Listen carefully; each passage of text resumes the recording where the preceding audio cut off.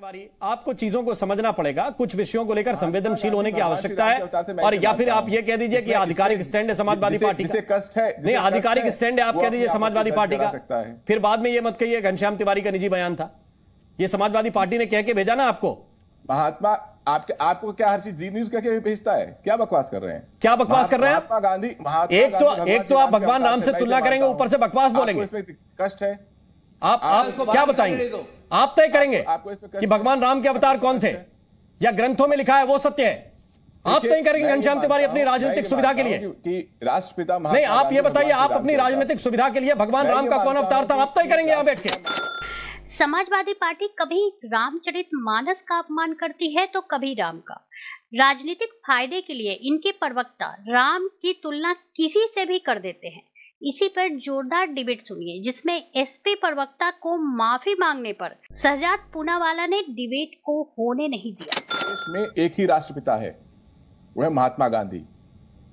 महात्मा गांधी को मारना भगवान श्री राम को मारने की तरह है, और वो उस आतंकवादी को बोल रहे भगवान श्री राम को मारने की बात कर रहे हैं आप? ये क्या तरीका है इस डिबेट का? नहीं, मैं इसमें घोर आपत्ति करता हूं। ये भगवान श्री राम के बारे में ये किस प्रकार की, पहले राम भक्तों पे गोलियां चलाना और अब भगवान श्री राम की मारने की बात कर रही है। नहीं, मैं इसमें आप महात्मा गांधी के लिए हमारे सबके मन में बहुत श्रद्धा है, बहुत आस्था है, परंतु वो प्रभु श्री राम है। मैं इस प्रकार के वक्तव्य पर घोर निंदा और घोर आपत्ति दर्ज करता हूं। भगवान श्री राम को मारने की बात करना ये महापाप और ये बहुत बड़ा गुनाह है।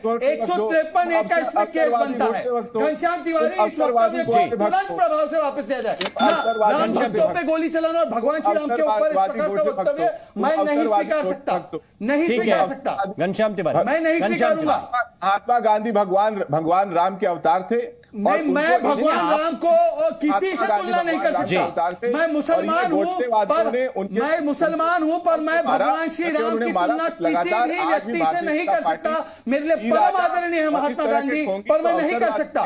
माफी चाहता हूँ मैं। अगर इस डिबेट में माफी नहीं मांगेंगे, मैं भारतीय जनता पार्टी की ओर से इस डिबेट में पार्टिसिपेट नहीं करूंगा। भगवान श्री राम के प्रति ऐसे शब्द नहीं बोले जा सकते। अब सारी डिबेट वालों से पूछिए, अब हुसैन जी से पूछिए, अब असीम जी से पूछिए। भगवान श्री राम को मारने की बात होगी, ये व्यक्ति मारने की बात करेगा भगवान श्री राम को? भगवान मानने वाले बेशरम आदमी, शैतान को भगवान मानने वाले लोग के ठोंगी तक नहीं चलेंगे। बयान वापिस होगा। घनश्याम तिवारी, सरकार का बेवकूफ आदमी है घनश्याम तिवारी। कुछ विषयों को लेकर संवेदनशील होने की जरूरत है।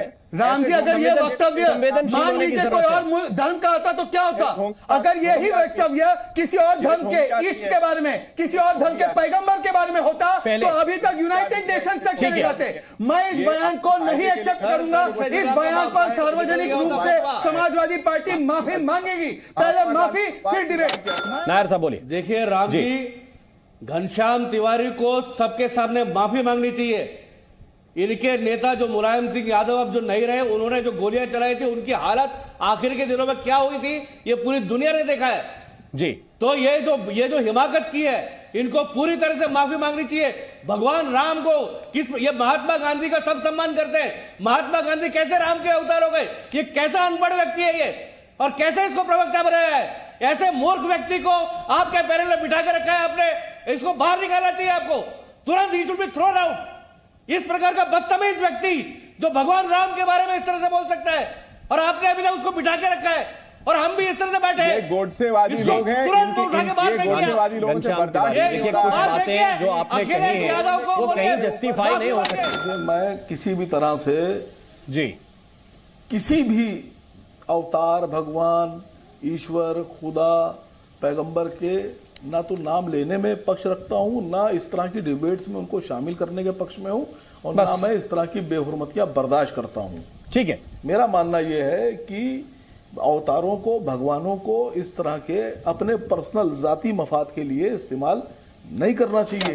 इतनी सी बात ही मैंने कही, और वो भी बहुत शालीन लहजे में घनश्याम तिवारी। और ये मूर्ख तो समझे आराम से श्रीराज नायर साहब, आराम से। मूर्ख तो आप है श्रीराज जी। घनश्याम तिवारी, देखिए मैं फिर से आपसे कह रहा हूँ, फिर से आपसे कह रहा हूँ, मर्यादा नहीं, फिर से आपसे कह रहा हूँ श्रीराज नायर, आराम से। गधे जैसा व्यक्ति है ये। एक गिलास पानी पीजिए और इसको बाहर निकालिए पहले। आप गोडसेवादी हैं। इस गधे को बाहर निकालिए पहले। ठीक है, इसीलिए नाराज हो रहे हैं कि आप गोडसेवादी हैं। आप इस बात से नाराज हैं हिम्मत कैसे हुई? कि महात्मा गांधी में भगवान श्री राम, मैं ये मानता हूं महात्मा गांधी राष्ट्रपिता महात्मा गांधी हैं और उनकी हत्या करने वाला व्यक्ति आतंकवादी है। आप ये नहीं मानते? मैं मुसलमान हूं, मेरा मैटर नहीं था, लेकिन फिर भी मैं ईमानदारी की बात बोलूंगा। घनश्याम तिवारी जी, आपके इस बयान से आपकी क्रेडिबिलिटी को भी धक्का लगा है। हिंदू समाज के जो नौजवान और बच्चे और औरतें और बुजुर्ग हैं, इनको चोट पहुंची है। आपकी पार्टी भी नुकसान उठाएगी।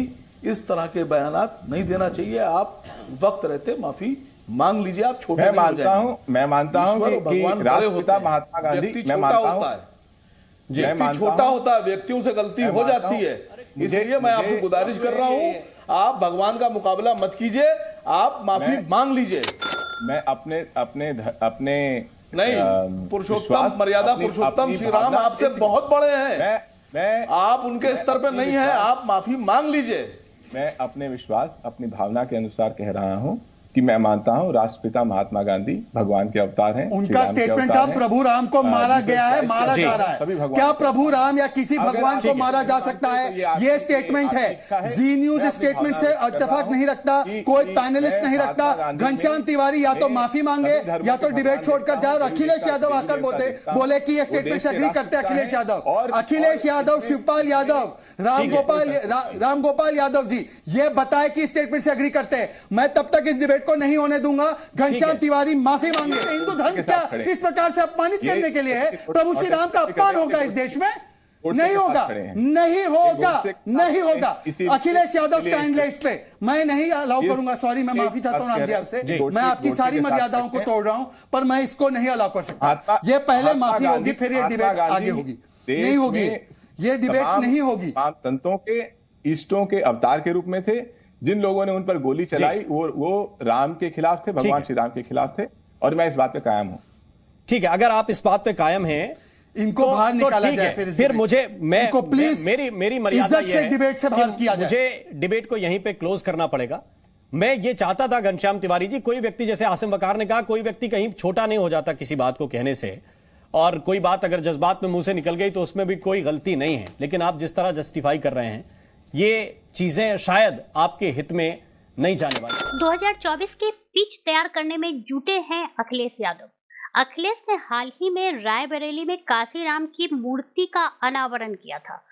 वह अंबेडकर जयंती भव्य तरीके से मनाने वाले हैं। उन्होंने कहा कि बसपा अंबेडकर और काशीराम के सपनों को पूरा करने में विफल रही है। लोकसभा चुनाव के लिए सियासी पार्टियां कमर कस चुकी है। उत्तर प्रदेश जैसे सूबे में जहां जाति केंद्रित राजनीति हमेशा हावी रहती है, वहां सियासी पार्टियां दलित और पिछड़ों को लेकर हमेशा मुद्दा उठाती रहती है। दलितों से जुड़ने के लिए अखिलेश यादव के नेतृत्व वाली समाजवादी पार्टी ने कहना शुरू कर दिया है कि समाजवादी आइकन राम मनोहर लोहिया और बहुजन समाज पार्टी के संस्थापक काशीराम का सामाजिक न्याय एजेंडा एक ही था। जाहिर है कि इस बयान से सियासत तेज होनी है। वही बीएसपी अपनी ओर से मुसलमान समुदाय के साथ साथ दलितों को भी सापा के झांसे में न आने की चेतावनी दे रही है। दोनों पार्टियां एक दूसरे पर बीजेपी की बी टीम होने का आरोप लगाती रही हैं, ताकि मुसलमान मतदाताओं को अपने अपने पक्ष में आकर्षित किया जा सके। दलितों का झंडा बुलंद करने वाली समाजवादी पार्टी ने हाल ही में काशीराम की जयंती मनाई है। अखिलेश ने यह भी दिखाने की कोशिश की है कि कैसे उनकी पार्टी दिग्गज दलित नेताओं का सम्मान करती है। 2019 के लोकसभा चुनाव के दौरान बसपा के विफल गठबंधन के बाद सपा यह संदेश देने की कोशिश कर रही है कि पार्टी को दलितों और ओबीसी को बीजेपी के खिलाफ एक मंच पर लाने के लिए मायावती की पार्टी की जरूरत नहीं है। अखिलेश यादव दावा कर रहे हैं कि कैसे सिर्फ उनकी पार्टी ही सामाजिक न्याय के अंबेडकर, काशीराम और लोहिया के सपनों को साकार कर सकती है। इस डिबेट को लेकर आपकी क्या राय है, हमें जरूर बताएं। हमारे साथ जुड़े रहने के लिए चैनल को लाइक एंड सब्सक्राइब करना ना भूलें।